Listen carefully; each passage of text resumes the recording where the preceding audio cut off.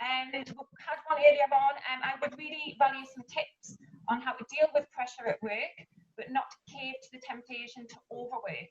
I have a tendency to just work more hours to deal with pressure, which only alleviates it to an extent, although it's sometimes necessary. Right. I see this quite a lot, and people ask, and what I often see is that they are not necessarily frightened, but just don't feel they want to raise it with colleagues because they will be mocked or they will be thought of as inadequate. Yeah. In every single situation I've heard about that, if someone is saying, I feel like really overworked and there's too much on and the boss is being unreasonably demanding, whenever they share it with a colleague that they trust, they'll say, oh, I feel the same as well. Yeah. And they'll share it with someone else they trust and they'll say, I feel the same as well. The problem is really unlikely to be just down to you. It's more likely to be down to the culture of the office, which means everybody is suffering the same way. It means it's unacceptable for all of you, not just you. The way to do it is to find out that everybody else is feeling the same. So find the courage to talk to someone you trust and say, are you feeling the same? Do you think others are feeling the same? Just quietly find out. And if you are all feeling the same, then you work out a way to do it.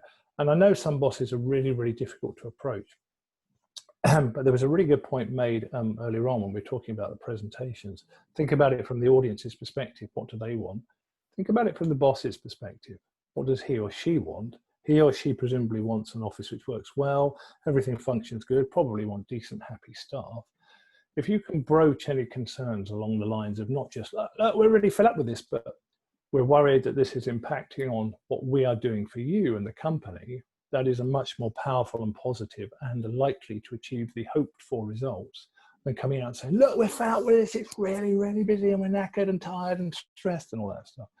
So first of all, get the evidence in place for you personally, see what impacts it's having on you, what you're having to deal with, reach out to people you trust, find out if they're suffering the same, and I almost guarantee they will be, see their experiences as well, put it together, and then between you work out a plan to not confrontationally, that's really important, just gently, thoughtfully say to the boss, look, you know, we're worried that we're not achieving the desired results or things aren't going as well as we would like them to be for you, for us, and for the company.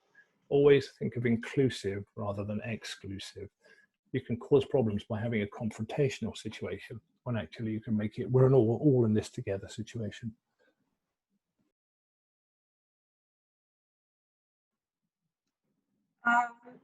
Another one is, as a manager, how can I support someone who refuses to accept that he is under pressure and therefore underperforms? Cool, that's a really, really good question. It is a good question. Yeah, well, fortunately, I'm not too much into the management thing at the moment. My staff seem to be okay, but how would you do that? Wow, I don't know. I mean, I suppose you'd have to do it gently and gradually and work in to them why they were refusing to accept that there was a problem. I mean, again, evidence really, really helps. So rather than just say, you could have examples, specific examples of what someone has done. And again, you know, I come back to this point that confrontation is too easy to slip into. If you have examples of how someone is struggling and you genuinely want to help them, then don't broach it as a, you know, you're failing, this is not acceptable. Broach it as you're a valued member of the team. We'd like to help you because we don't think you're fulfilling your potential for yourself or us, which is not good for any of us. So quietly, discreetly, and as non-confrontation as possible, I think, with the evidence to back it up if you need it, is how I would go about that. Often people are in denial. I mean, of course they're in denial because they've got so much going on. There might be something bad at home, you know, there might be anything. It's just gently, just step by step, working your way into that world, see what's wrong and seeing if you can help.